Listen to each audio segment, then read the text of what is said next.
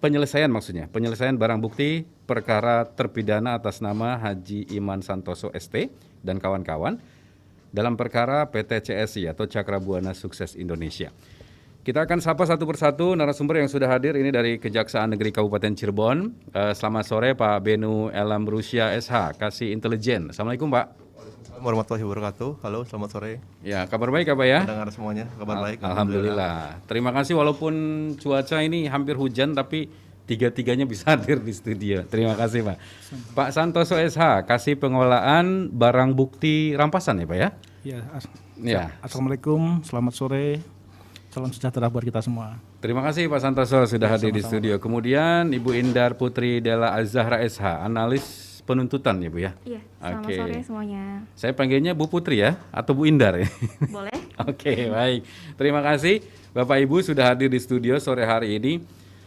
Saya pikir karena jumlah nasabahnya saat itu sangat banyak ya, jadi mungkin juga sebagian besar sedang mendengarkan atau menonton siaran ini. Pendengar, Anda bisa menonton ini di channel YouTube PPID RRI Cirebon. Kita sore hari ini akan bahas mengenai apa kabar CSI hari ini. Nah, kita akan langsung saja nih. Mungkin siapa yang ingin mengawali? Pak Benu dulu mungkin ada yang ingin disampaikan dulu, silakan. Ya, Assalamualaikum warahmatullahi wabarakatuh. Kami dari Kejaksaan Negeri Kabupaten Cirebon ingin membahas mengenai tema peran Kejaksaan Negeri Kabupaten Cirebon dalam penyelesaian barang bukti perkara terpidana atas nama Haji Iman Santoso dan kawan-kawan dalam perkara PT Cakrabuana Sukses Indonesia. Dasar hukum kami melakukan kegiatan ini yaitu putusan Pengadilan Negeri nomor 193, surat perintah Kepala Kejaksaan Negeri nomor 121, surat keputusan Kepala Kejaksaan Negeri nomor Cap 37 tentang penetapan jumlah keanggotaan dan tentang pelaksanaan putusan pengadilan. Dari dasar-dasar berikut telah kami melaksanakan tahapan penyelesaian yang sudah dilakukan oleh Kepala Kejaksaan Negeri Kabupaten Cirebon. Yang pertama adalah tahapan-tahapan yang telah kami laksanakan membuka krisis center dari bulan Desember 2018 sampai dengan 31 Agustus 2021. Tujuannya adalah untuk mendata dan memverifikasi jumlah keanggotaan nasabah PT Cakrabuana Sukses. Kemudian yang kedua adalah mengajukan penilaian aset berupa tanah dan bangunan ataupun benda bergerak berupa kendaraan roda 4 kepada kantor jasa penilai publik terhadap aset yang telah dirampas untuk dapat dilakukan pelelangan aset tersebut berdasarkan proposal penawaran nomor 224. Kemudian yang ketiga adalah telah melaksanakan pelelangan pada hari Rabu 10 Februari di kantor pelayanan kekayaan negara dengan jumlah 5 aset yang sudah laku terjual berupa tanah dengan nilai 499.147 sekian. Kemudian yang keempat adalah menetapkan jumlah keanggotaan PT CSI yang sudah lolos verifikasi dengan dasarnya Cap 37 yang tadi sudah kami sebutkan. Yang terakhir adalah meminta bantuan pihak ketiga yaitu OJK Kota Cirebon untuk melaksanakan perhitungan nilai penggantian kerugian dan persentase terhadap masing-masing nasabah secara keseluruhan. Kemudian tahapan penyelesaian selanjutnya yang telah dilakukan oleh Kejaksaan Kabupaten Cirebon. Satu, mengajukan penilaian ulang terhadap penilaian ulang terhadap aset berupa tanah, bangunan maupun benda bergerak lainnya, termasuk kendaraan roda 4, kantor jasa penilai publik terhadap aset yang telah dirampas guna untuk dapat dilakukan pelelangan terhadap aset yang belum laku terjual. Kemudian melakukan pelelangan terhadap aset berupa tanah dan bangunan maupun benda bergerak berupa kendaraan roda 4 melalui KPK ANL berdasarkan nilai appraisal atau nilai taksiran yang telah ditentukan oleh kantor jasa penilai publik tersebut. Yang ketiga adalah apabila laku terjual, kemudian akan dilakukan pembagian sejumlah ganti rugi terhadap jumlahnya adalah 2.905 nasabah terdapat dalam surat Cap Kepala Kejaksaan Negeri nomor 37 tentang jumlah penetapan keanggotaan nasabah CSI tanggal 8 November berdasarkan hasil perhitungan nilai pengganti kerugian dari OJK dalam bentuk presentasi terhadap masing-masing nasabah secara proporsional. Untuk selanjutnya mohon dijelaskan Ya, oleh Kepala boleh. Barang Bukti langsung. Nah, langsung silakan Pak Santoso. Terima kasih kepada Pak Rekan Benu, Pak Kasih Intel, dan kepada rekan host. Di dalam saya selaku Kasih Pengelolaan Barang Bukti dan Barang Rampasan, itulah tahapan-tahapan yang telah disampaikan oleh Pak Kasih Intel yang sudah kita lakukan, dan tahapan-tahapan yang selanjutnya yang kita akan lakukan berdasarkan atas putusan dari tindak pidana yang telah diputus yang mempunyai kekuatan hukum tetap ingkrah. Disitulah peran kejaksaan yang harus dilakukan dalam perkara CS ini, yaitu karena ada kaitan barang bukti di mana di dalam putusan tersebut barang bukti tersebut dirampas untuk dibagikan kepada nasabah CSI secara proporsional, dan itulah yang harus kita amanat dari putusan tersebut harus kita selesaikan. Dan tahapan-tahapan itulah yang baru yang kita laksanakan sampai sekarang saat ini. Mungkin masyarakat banyak bertanya kenapa sampai berlarut-larut, sehingga kami kemarin saya selaku Kasih BB yang baru, kemudian saya tergerak, kemudian saya konsultasi kepada pimpinan, kemudian pada tanggal 27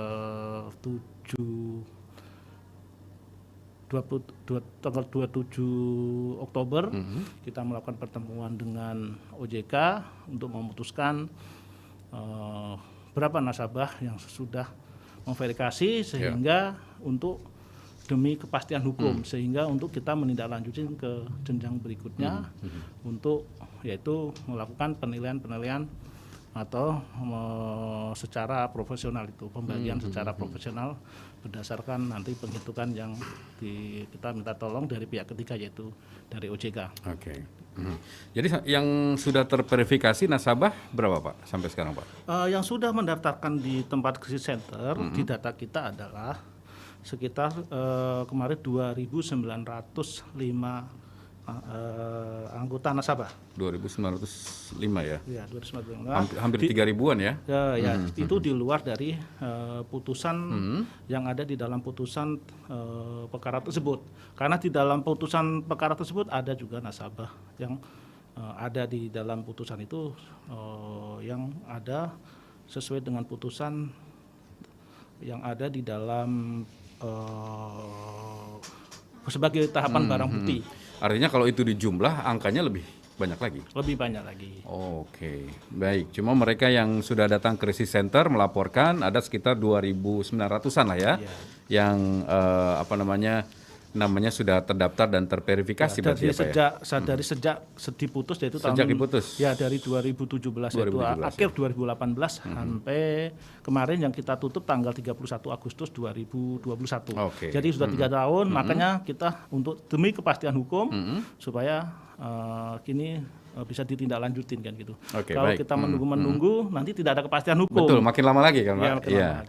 Oke, Bu Indar, mungkin ada yang bisa ditambahkan dulu sedikit? Belum ada ya Pak, nanti mungkin ke sesi tanya jawab. Oke, masyarakat baik. Banyak nih yang bertanya-tanya, mungkin di situ aja. Baik, terima kasih Bu Indar, dan pendengar yang ingin bergabung saya tunggu Anda, silahkan di 0231-849-3259. Sore hari ini kita buka kesempatan bagi Anda seluas-luasnya ya, atau yang sedang menonton ini di YouTube, kami juga berikan kesempatan untuk langsung bertanya di channel YouTube kami ya. Silahkan di live chat, nanti kita akan bacakan satu persatu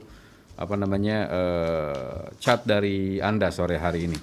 Nah, karena dalam temanya salah satunya menyebut nama Pak Haji Iman Santoso ST, sampai hari ini status beliau sudah? Dia terpidana dan baru menjalani bebas bersyarat.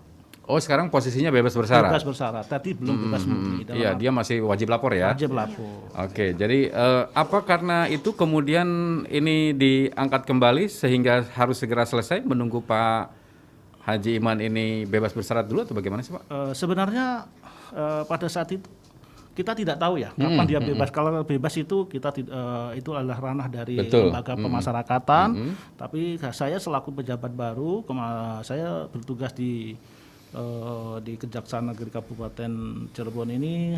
Saya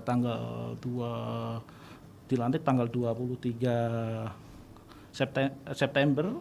Kemudian saya tergerak pada saat baru dilantik, saya sudah ditanyain bagaimana Pak tentang CSI, ya, sehingga saya lapor ke pimpinan, ini CSI bagaimana, dan saya pelajarin, oh ternyata CSI ini begitu ada putusan yang barang buktinya di mana barang bukti tersebut adalah dikembalikan kepada nasabah secara proporsional. Oke. Itu kemudian lah kita pelajarin semuanya.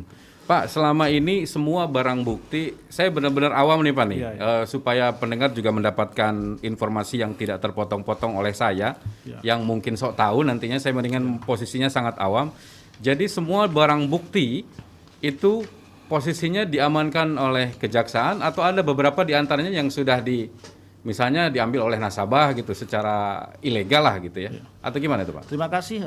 Barang bukti yang ada di dalam putusan Pengadilan Negeri Cirebon itu semuanya ada di kejaksaan. Oke, ya. Yang dalam penguasaan kejaksaan yang berupa tanah dan bangunan maupun benda bergerak, yaitu 1 buah mobil Mitsubishi tipe Pajero Sport 25 warna putih, 1 buah handphone merek iPhone, dan 1 buah handphone BlackBerry, itu dan 53 aset. Tanah dan bangunan itu dalam penguasaan kejaksaan. Kemudian uang senilai dengan total yaitu sejumlah 25 miliar 222.524.747 rupiah 85 rupiah dan 88.250 dolar US. Dolar juga ya. Itu kita titipkan di rekening penitipan di Bank Mandiri. Bisa dicek ke nasabah bahwa ada rekening. Jadi kalau dirupiahkan sekitar 27 miliar sekian. Oke, ada sekitar 27 miliaran ya. Ya, 27 miliar sekian dengan ditambah kemarin kita berhasil menjual 5 aset yang laku yang sekitar tadi hampir 500 juta, itulah ada di rekening penitipan semua. Tahapan makanya selanjutnya adalah tahapan di mana masih banyak aset-aset yang belum laku terjual. Oke, tapi semuanya dalam pengawasan atau dalam kejaksaan ya Pak ya? Dalam kejaksaan. Ada beberapa yang lain yang tidak dalam penguasaan kejaksaan nggak? Kalau aset-aset yang lainnya ya, di luar putusan kita tidak tahu. Oke, iya. Fix ya. Ini jadi semua yang ditetapkan oleh majelis hakim itu semuanya dalam pengawasan atau ini dari kejaksaan ya. Nah, mungkin kalau bahasa simpelnya bagi masyarakat adalah nih gua udah hilang duit sekian juta nih. Kira-kira dari angka 27 miliar ini bisa menutupin nggak dari semua nasabah yang terugikan itu, Pak? Kalau terjual semua nih angkanya nih, dari yang belum, kan beberapa belum terjual ya asetnya ya. Terima kasih kepada host ya. Di dalam putusan itu tersebut, yaitu sebanyak yang belum laku terjual sekitar 53 aset, yaitu tanah dan bangunan, yang sebelumnya sudah dilakukan penilaian appraisal oleh jasa publik, itu sekitar kalau laku terjual itu sekitar sekitar 35, sekian. Itu untuk limit bawah. Untuk data pasaran adalah sekitar 50 miliar. 50 miliar. Ya, sehingga kalau apabila digabungkan dengan 27 baru sekitar asetnya adalah sekitar 70-an ya, 70 miliar. Itu kalau laku terjual semua. Dengan dibandingkan aset yang kerugian yang dialami oleh para nasabah jauh lebih dari yang diharapkan ya, karena asetnya hanya sekitar 70, kalau kita perhitungan di dalam perkaranya, di luar perkara saya melihat ada beda-beda penghitungannya. Kalau di dalam perkara yang di dalam dakwaan adalah 1,3 T. 1,3 T. Oke. Jadi asetnya baru Ini masih jauh sekali ya. yang berhasil diamankan oleh negara ya, yang bisa untuk nanti asetnya kepada nasabah sekitar baru 700. Jadi belum ada koma-komanya. betul. Nah, Masih itu jauh yang ada di dalam persidangan. Di luar persidangan, ibarat yang belum terungkap dari ada persatuan dari kumpulan dari anggota nasabah melaporkan ternyata 2,3 T. Oh, seluruh lebih. Indonesia itu. Karena jumlah nasabahnya itu kalau misalnya semuanya melapor ke kejaksaan itu mencapai 18.000 ya, Pak? 18.000 sekitar. Dari seluruh Indonesia. Iya, Ya, sedangkan data 18. yang kami pegang hanya menyentuh hampir 3.000 nasabah 3.000 aja. hampir 4.000-an. Oke, artinya kalau kemudian misalnya ini akan dikembalikan lagi, kan nanti poin intinya dana ini harus kembali ke nasabah dong. Iya. Nah, maka mereka yang akan mendapatkan adalah mereka yang terverifikasi saja atau seluruh nasabah yang 18 ribuan itu. Terima kasih.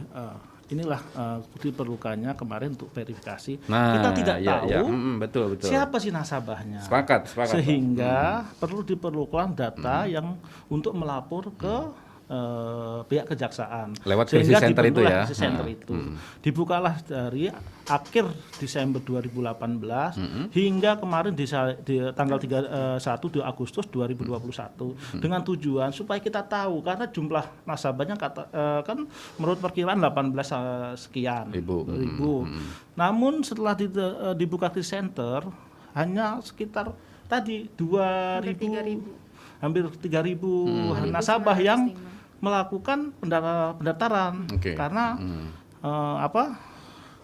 saya kira karena tidak ada kemajuan lagi sehingga kita melapor ke pimpinan, kita tutup untuk kepastian hukumnya supaya kita bisa melakukan tindak lanjut atau penghitung-hitungan untuk sesuai dengan putusan, yaitu membagi secara proporsional. Oke. Nah, karena sudah ditutup ya Pak ya, dengan pertimbangan tadi tidak ada progres yang berarti begitu setelah angka berapa tadi, sekitar 2.000-an ya, hampir 3.000. Itu yang di luar putusan pengadilan. Betul. Nah, kalau misalnya sore hari ini saya nggak tahu apakah ada yang mendengarkan dan ternyata mereka belum memverifikasi atau belum daftar. Itu mereka masih punya atau diberikan kesempatan atau kita fokus di yang angka 2.900 itu? Terima kasih. Untuk sementara kita fokus yang sesuai yang dengan sudah itu ya. Oke. Untuk sementara. Lanjutnya nanti kita lihat situasi dan kita akan laporkan kepada pimpinan. Oke, baik. Silakan yang ingin bergabung, saya tunggu di 0231 849 3259. Ini dari YouTube kita ada yang bertanya ini, mohon diperjelas lagi Pak, apa saja yang disita pada kasus ini dan totalnya berapa? Sebenarnya tadi sudah ya, tapi mungkin bisa diperjelas lagi Pak, sedikit Pak, untuk penonton YouTube kami ini. Terima kasih yang telah bertanyakan berapa aset atau barang apa aja yang telah disita. Dari sesuai dengan putusan dari PN, yaitu sebenarnya ada 59 bidang tanah dan bangunan. Terus 1 buah handphone BlackBerry tipe Curve warna hitam, 1 buah handphone merek iPhone S warna putih, dan 1 unit mobil Mitsubishi tipe Pajero Sport 25 warna putih, dan uang sejumlah 25.222.524.747 rupiah 85 sen, atau dan uang 88.250 dolar US Amerika. Itulah yang disita, yang sudah melakukan hukum tetap, yang dirampas, kemudian dilakukan lelang, yang dikembalikan kepada nasabah secara profesional. Oke, baik. Ini sudah terjawab ini untuk penonton kami di YouTube channel yang minta diperjelas mengenai apa saja yang disita ya. Tadi sudah diperjelas sekali. Dan ini ada lagi melalui WhatsApp nih Pak. Berapa jumlah aset yang sudah dilelang oleh kejaksaan dan berapa nilainya yang sudah dilelang itu ya. Kemudian untuk pembagian secara proporsional itu seperti apa Pak gitu ya. Tapi ini ada telepon dulu yang sudah masuk, kita akan sapa dulu Pak. Penelpon yang masuk. Assalamualaikum, selamat sore. Waalaikumsalam warahmatullahi wabarakatuh. Selamat sore Mas Ilham. Ya, selamat sore dengan Pak siapa nih Pak? Dengan Pak Cakra. Pak Cakra ya. Kabupaten Cirebon. Siap, silakan Pak. Baik, terima kasih Mas Ilham. Selamat sore Pak Benu, Pak Santoso dan Mbak Indra ya. Selamat sore Bapak. Ya.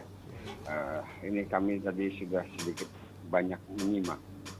Nampaknya dan bukan nampaknya gitu. Memang dari beberapa kali jaksa menyapa di RRI Cirebon, ini terlihat actionnya jaksa dalam menangani kasus ini sudah terlihat banget gitu berdasarkan nanti hasil keputusan dari pengadilan.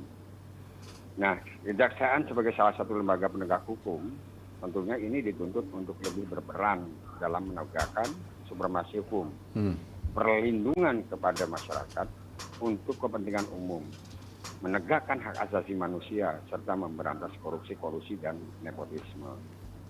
Nah, dalam hal ini sesuai dengan temanya adalah tadi sudah dijelaskan bahwa peran Kejaksaan Negeri Kabupaten Cirebon dalam menyelesaikan barang bukti perkara terpidana atas nama inisial IS dan dalam kasus CSI ini kami ingin menanyakan kepada Pak Santoso barangkali. Ya Bapak. Ya. Tadi Bapak sudah menjelaskan bahwasannya untuk saat ini fokus di posisi yang sudah terdaftar.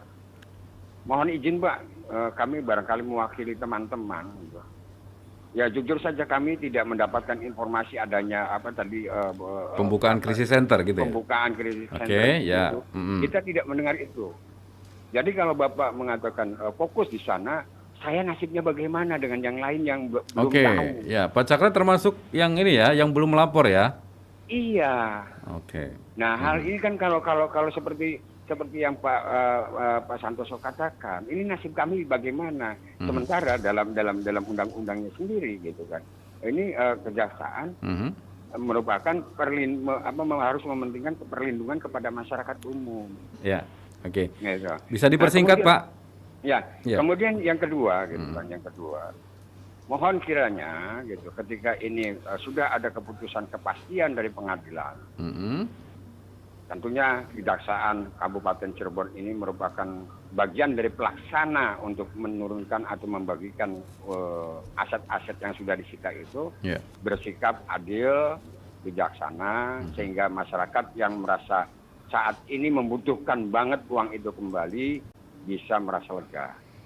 Saya rasa itu saja Pak Subhan. Oke, baik. Terima kasih Pak Cakra. Pendengar lain saya tunggu silakan 0231 849 3259. Kita ada dua penanya tadi ya melalui WhatsApp jumlah aset yang sudah dilelang dan berapa nilainya, kemudian yang dimaksud secara proporsional itu seperti apa Pak pembagiannya. Kemudian Pak Cakra juga hampir senada nih, bagaimana nih nasib-nasib kita yang nggak sempat lapor Pak. Silakan Pak, mungkin bisa ditanggapi. Terima kasih kepada pertanyaan oleh Pak Cakra. Mungkin banyak masyarakat yang akan menanyakan ke situ. Kami dari Kejaksaan, tujuan dari awal adalah membuka krisis center, yaitu yang dilakukan dari 2018. Kami menutup ini maupun dalam ini kita juga banyak pertimbangannya Pak. Kita juga mengundang dari persatuan dari nasabah CSI karena untuk kepastian hukum, sehingga kemarin kita putuskan oleh dari hasil musyawarah dari baik OJK maupun dari pimpinan kita, sehingga kita putuskan untuk menutup krisis center tersebut. Kemudian untuk yang belum melakukan yang belum melaporkan atau mendaftarkan, untuk sementara memang kita belum buka karena sementara kita tutup karena dalam arti untuk kepastian hukum. Kalau nanti kita mengusulkan saya belum datang lagi, nanti datang lagi. Nanti kapan bisa kita mulai membagikan gitu ya? atau menghitung ulang berapa presentasi Oke, yang harus oke. mereka nasabah kita dapat. Nah, itulah gunanya untuk kepastian hukumnya. Apabila dalam ini kan aset kita ini kan kalau saya lihat dari nasabah ada yang langsung ke daftar ke kantor. Iya. Pak, kapan ini kita dapat pembagian? Kapan ini? Dan itu selalu ada ya? Selalu yang ada datang, ya? menanyakan, sehingga maka kita gerak, ya sudahlah kita tutup Oke. supaya kita untuk kepastian hukumnya supaya lebih jelas untuk menindaklanjuti yang ke berikutnya. Oke, baik. Nah, apabila nanti emang yang jadi dilemanya kita, setelah dapat informasi Ya. selain di kita ada krisis buka krisis center, di CSI sendiri buka juga krisis center. Di CSI yang di mana itu, Pak? Di kantor mereka atau di cabangnya mereka ada buka krisis center juga. Oke, baik. Gitu. Jadi masyarakat jadi bingung. Ada yang mengindikasikan di kejaksaan ini gentongnya gentong kecil. Nanti Iya, pembagiannya iya. kecil. Emang betul Iya, karena iya, hanya iya, nanti oke. kalau di CSI itu gentongnya gentong besar. Lebih besar dapatnya Gitu gitu ya. besar. Sehingga ada yang masyarakat tahu Oke. nggak mendaftarkan di kita, dia lebih memilih mendaftar di CSI. Ada yang dua-duanya mendaftar, saya memilih dua. Saya daftar di kejaksaan dan saya mendaftar di CSI. Itu menurut informasi-informasi dari nasabah itu sendiri Iya, yang iya. telah yang sejak saya menjabat yang datang langsung ke Oke. konsultasi ke kita. Oke, artinya mungkin sebaiknya jangan gaduh dulu begitu Ya. ya. Akan ada kesempatan di mana semuanya akan dilayani pasti apa ya. Ya. Asal nanti mendaftar begitu ya. Atau bagaimana nih? Sementara Kalimat yang sementara enaknya nih? kita kan kemarin sudah kita tutup, sementara itulah yang kita yang lakukan. terverifikasi dulu. Oke. Verifikasi dulu itu. Oke, baik. Kita akan wah, ini di YouTube banyak sekali nih pendengar yang bertanya, kemudian di WhatsApp ada juga telepon sudah mulai berdering lagi ya. Tapi kita istirahat dulu ya, Pak ya, 2 menit ya. Kita nanti akan lanjutkan kembali. Di awal-awal pemerintah melakukan program vaksinasi COVID-19, banyak sekali hoax yang beredar di masyarakat, seperti berikut ini. Katanya kalau setelah divaksin nanti itu macam-macam lah, ada yang katanya panas dingin. Katanya kalau misalnya habis divaksin tuh orang tuh yang tadinya sehat jadi nggak sehat. Ada seseorang ya yang mahasiswa, dia pernah divaksin habis itu meninggal. Ada seorang polisi yang meninggal, katanya dia itu habis divaksin. Kini makin banyak orang berbondong-bondong datang ke fasilitas vaksinasi. Namun, masih ada beberapa yang belum mau divaksin dengan beragam alasan. Yuk divaksin, aman, dan sehat.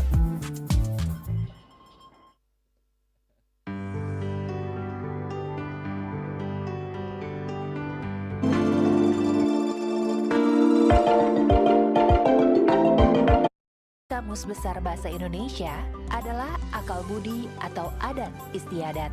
Budaya juga bisa lahir dari adanya satu hal atau kegiatan, kebiasaan yang terus-menerus mengalami pengulangan. Kebiasaan mengetuk pintu sejak puluhan bahkan ratusan tahun lalu sudah menjadi adat bagi seseorang yang ingin bertamu ke rumah orang lain. Selain menunjukkan rasa hormat tamu kepada pemilik rumah, mengetuk pintu juga merupakan cara untuk mengetahui keberadaan pemilik rumah, apakah ada di rumah atau tidak. Namun, belakangan kebiasaan atau adat mengetuk pintu mulai tergeser dengan adanya teknologi komunikasi, yaitu gawai.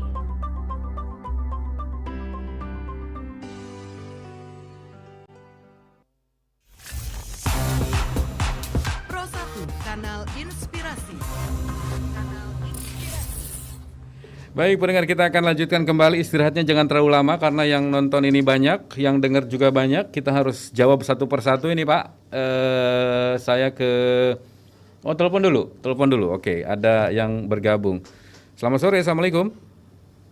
Assalamualaikum. Waalaikumsalam. Dengan siapa Bapak? Di mana? Selamat sore, saya Neo. Neo ya. Oke, Pak Neo di mana? Saya dari Jakarta. Jakarta ya. Siap. Silakan Pak Neo.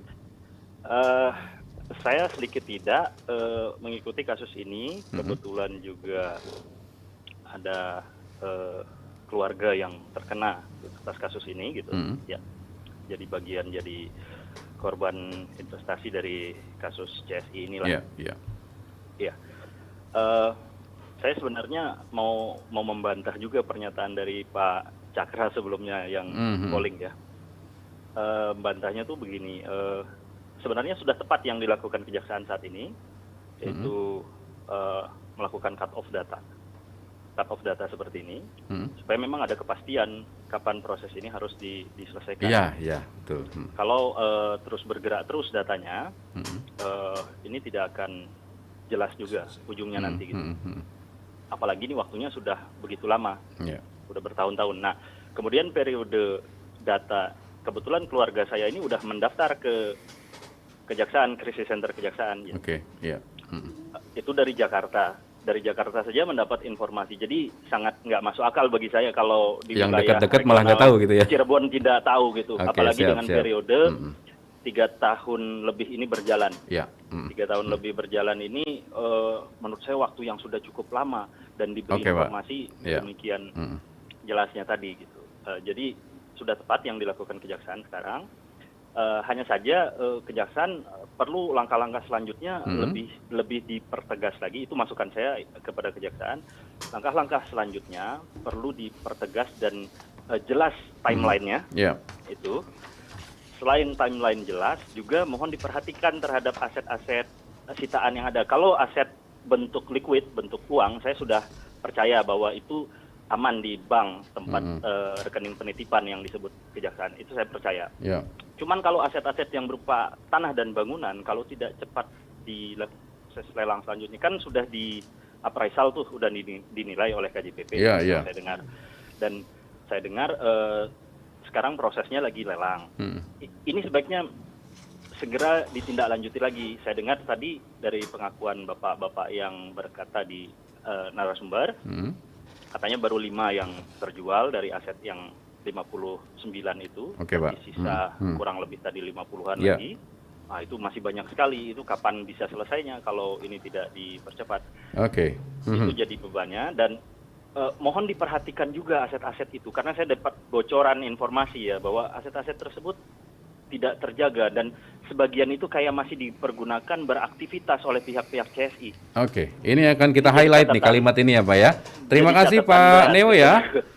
Terima kasih dulu ya Pak ya. Ini karena yang lain juga harus kita jawab pertanyaannya. Ada beberapa yang harus kita highlight. Salah satunya adalah benar nggak nih Pak nih ada beberapa aset yang masih mereka pakai nih untuk beraktivitas.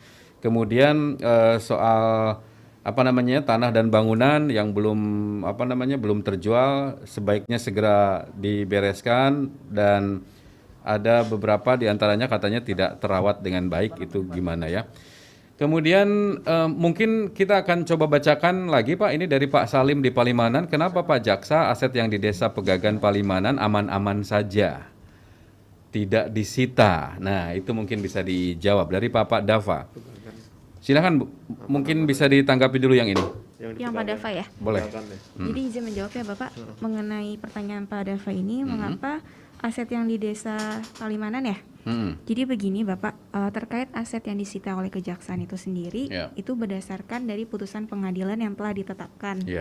Sehingga apabila terdapat aset yang di luar daripada putusan yang dimiliki oleh daripada terpidana Iman Santoso dan Muhammad Yahya itu sendiri, itu di luar dari penguasaan atau yang sudah di kewenangan dari negara, sehingga hal tersebut di luar dari kewenangan Kejaksaan untuk merampas ataupun menyita aset tersebut gitu.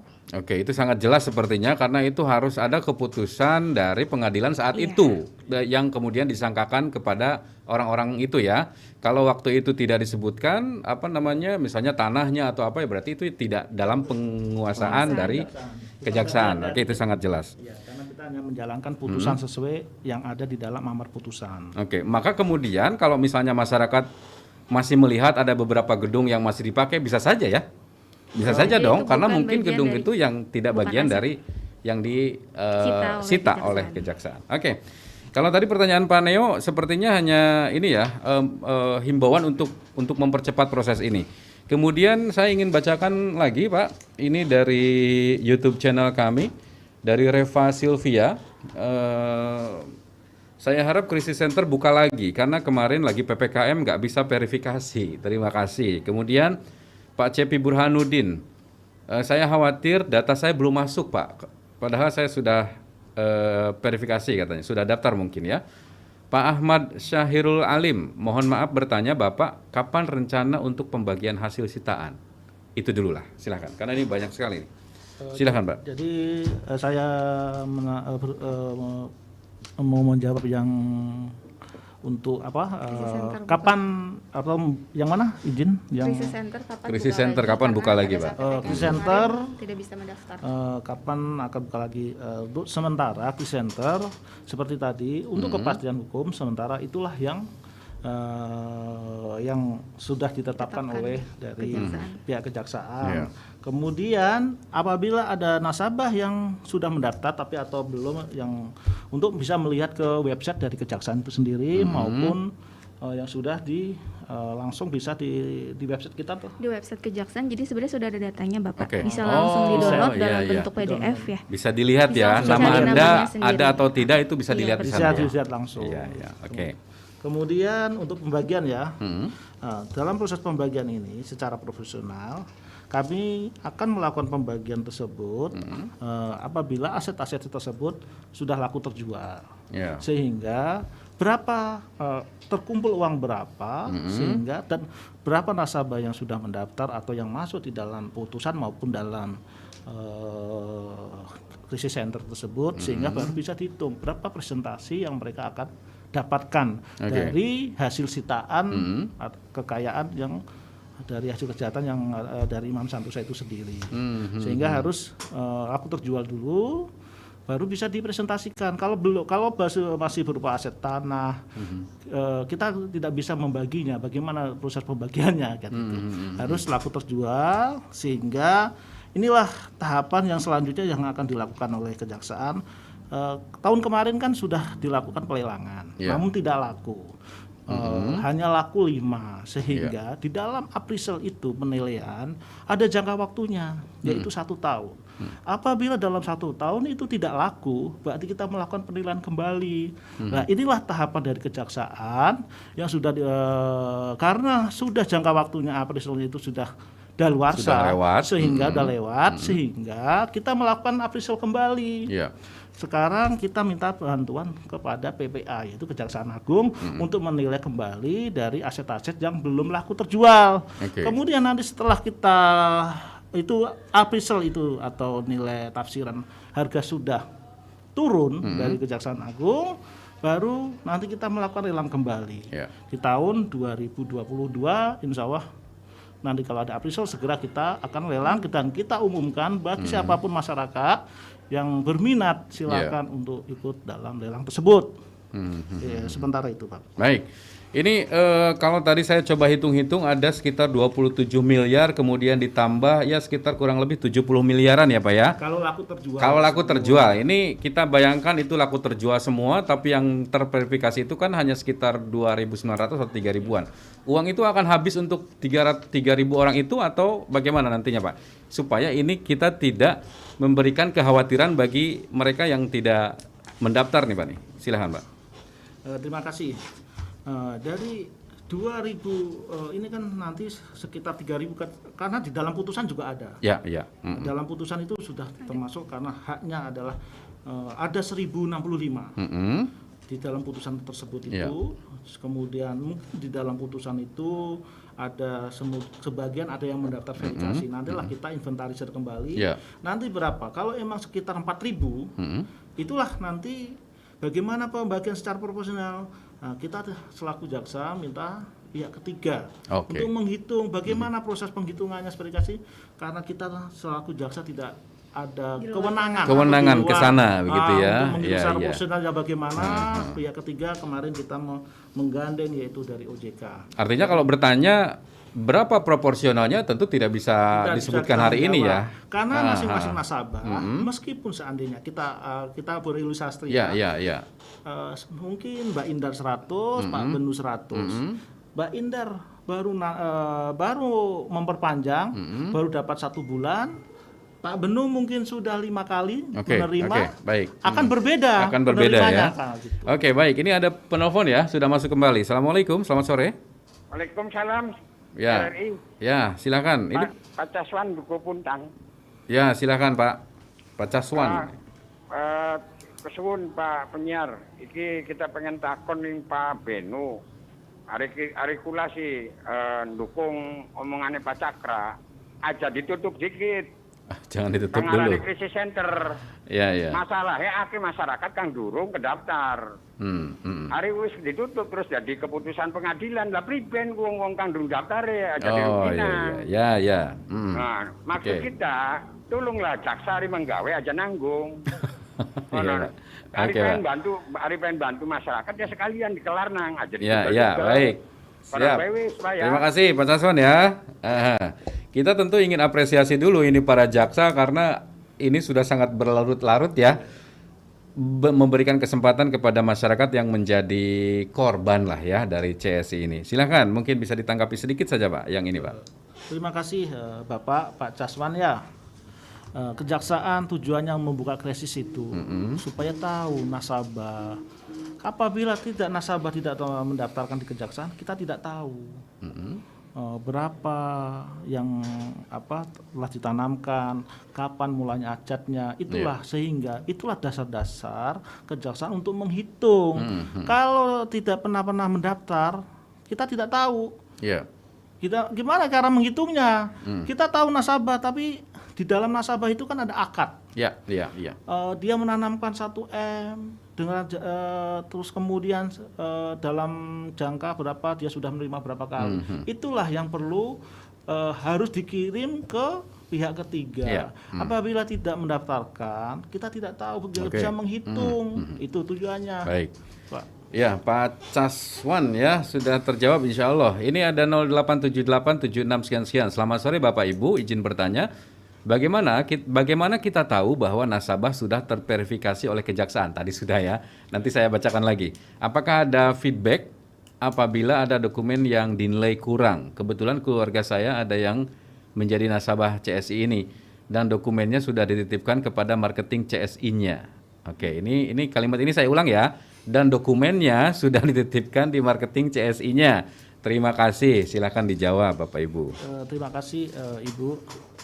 Di dalam CSI, saya tadi yang pertama sudah menjelaskan bahwa di saat kejaksaan membuka krisis center di CSI, menurut nasabah sendiri juga buka. CSI juga, krisis center juga. Di sanalah ada dari nasabah sendiri mendapat info ngapain daftar di kejaksaan. Di kejaksaan gentongnya gentong kecil. Kalau di CSI sendiri masih banyak asetnya, masih banyak, sehingga ada yang masyarakat yang memilih mendaftar di CSI.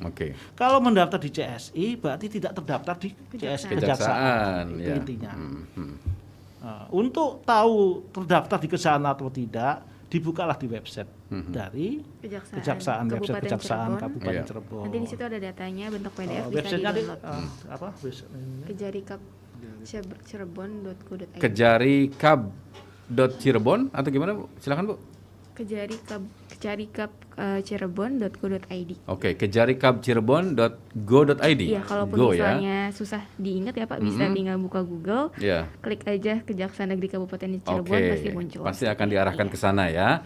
Dan berarti kalau yang sudah muncul namanya itu artinya dokumen-dokumennya sudah lengkap. Sudah. Ya, oke, itu sudah sangat bisa menjawab ini pertanyaan dari 087876 sekian. Dari Pak Fajar Setiawan, mohon dijawab kapan pengembalian dari Kejaksaan Cirebon.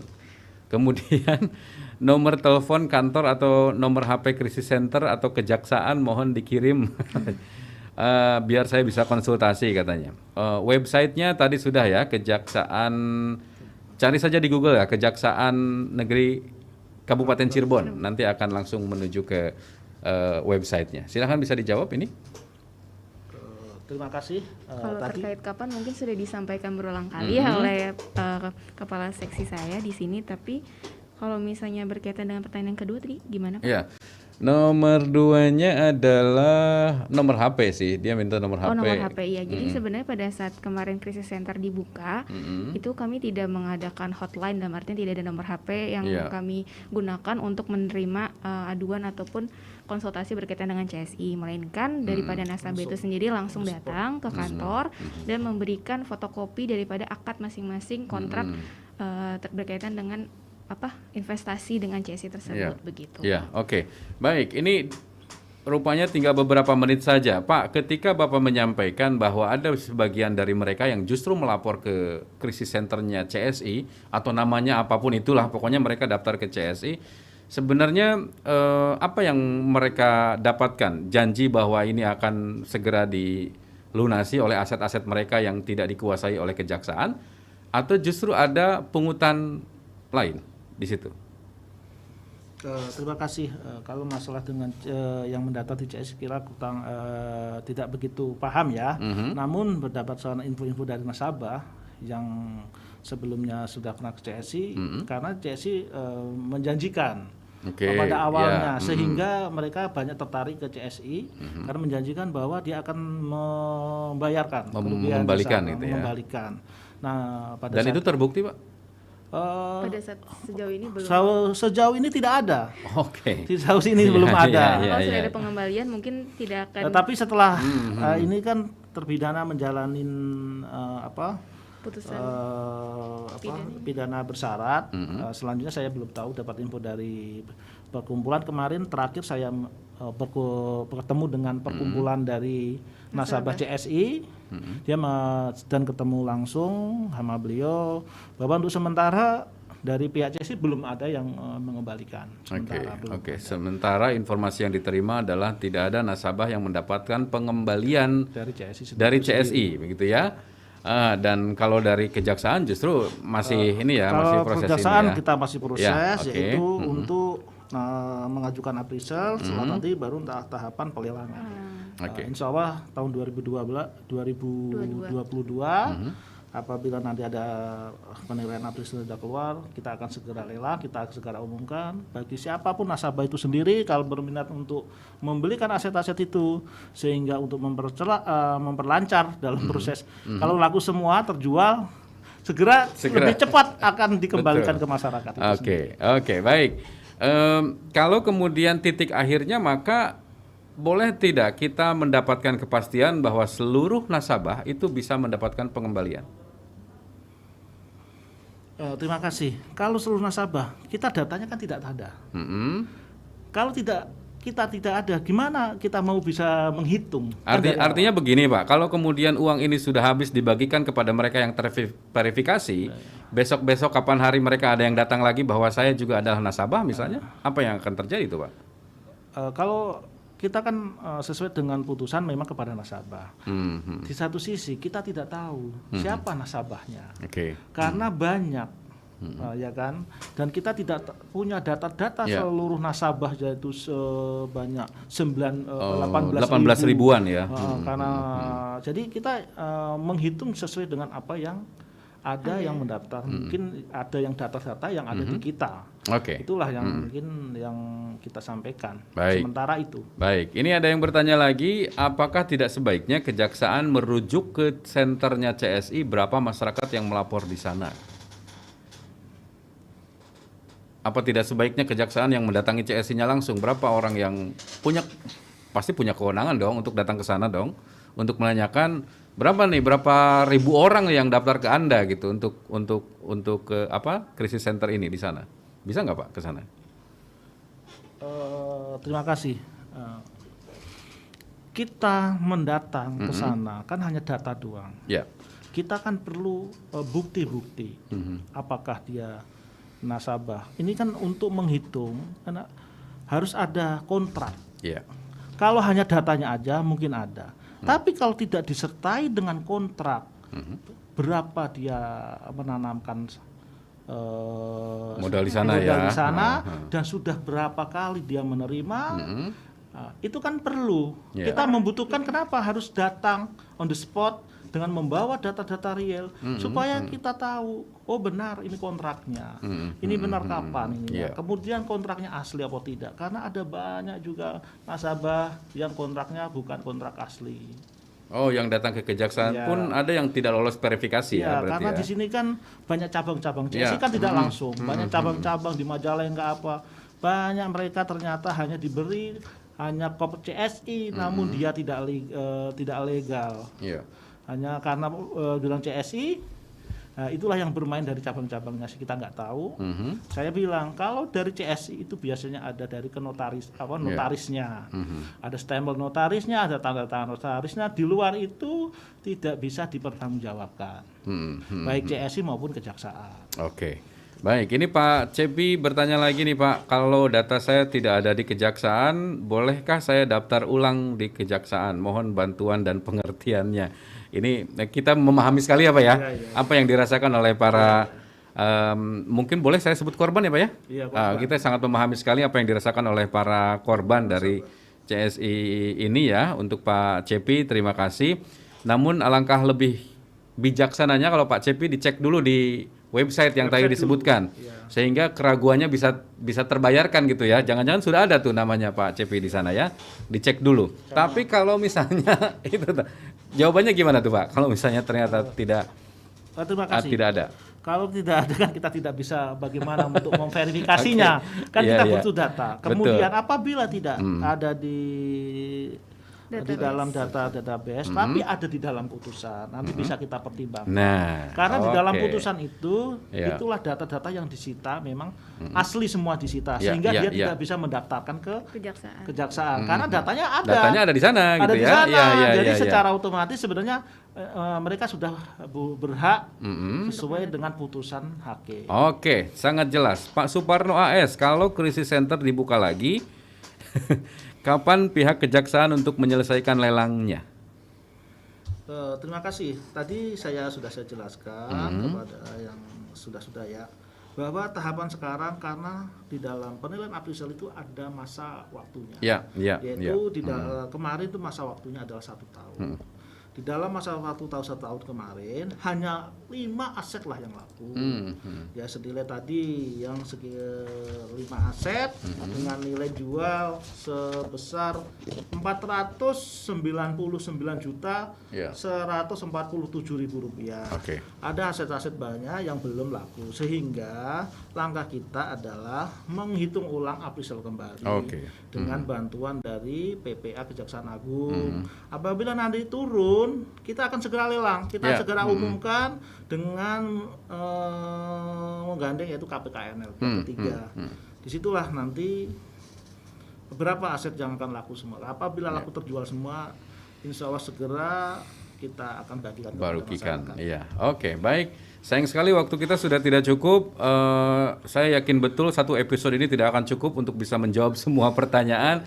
Mudah-mudahan akan ada sesi berikutnya ini untuk bisa menjawab pertanyaan-pertanyaan dari masyarakat. Terima kasih sekali untuk pendengar. Mungkin 1 menit Pak. Pak Benu dulu mungkin ada yang ingin disampaikan terakhir sebelum kita tutup. Oke, sebelum ditutup, Kejaksaan Kabupaten Cirebon telah menjalankan tupoksinya sebagai kejaksaan yang seperti diatur dalam Undang-Undang Kejaksaan. Jaksa itu adalah sebagai eksekutor, baik dalam putusan pidana badan yang dikelola oleh lapas maupun putusan-putusan lain yang telah ada dalam putusan CSI ini, seperti tadi yang telah disebutkan, seperti barang bukti handphone, barang bukti tanah, barang bukti uang maupun mobil telah kami jalankan dengan tahapan-tahapan yang telah dijabarkan sebelumnya. Dengan adanya membuka krisis center dari tahun 2018 sampai tahun 2021 sudah cukup lama, selama 3 tahun 4 tahun kami telah bekerja dengan menggunakan website dan penerangan-penerangan, termasuk hari ini merupakan salah satu kegiatan untuk menjelaskan perkembangan atau apa saja yang telah kami jalankan tuksinya.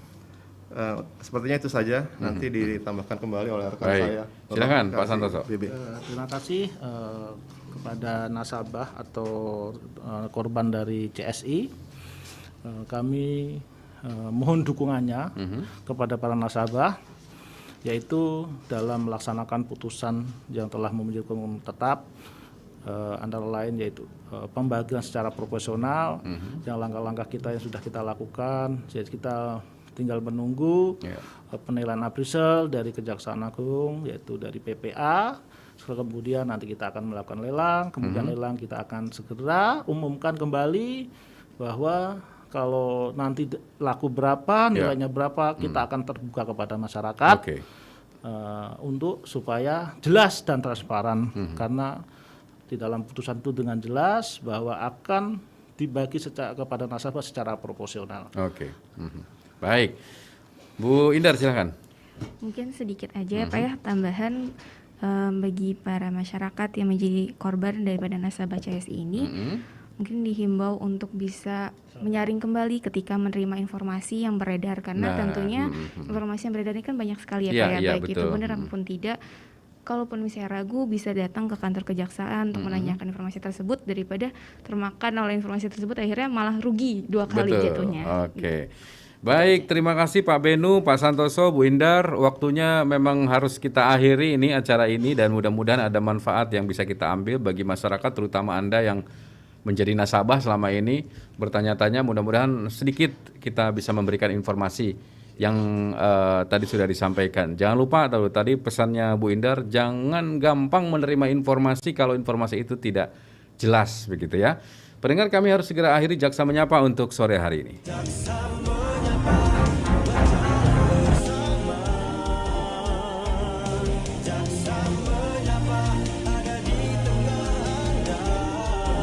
Anda baru saja mendengarkan dialog Jaksa Menyapa, kerjasama LPP RRI dengan Kejaksaan Republik Indonesia. Jaksa Menyapa, sahabat kita semua.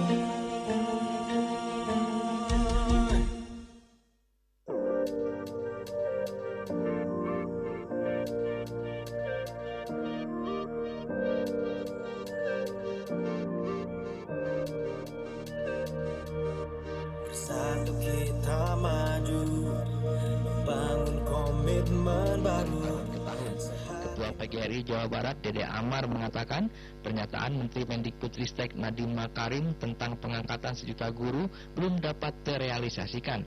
Pasalnya masih banyak pengajar honorer yang statusnya belum ASN, sehingga posisi guru dan kepala sekolah ASN yang pensiun belum dapat digantikan oleh pengajar honorer.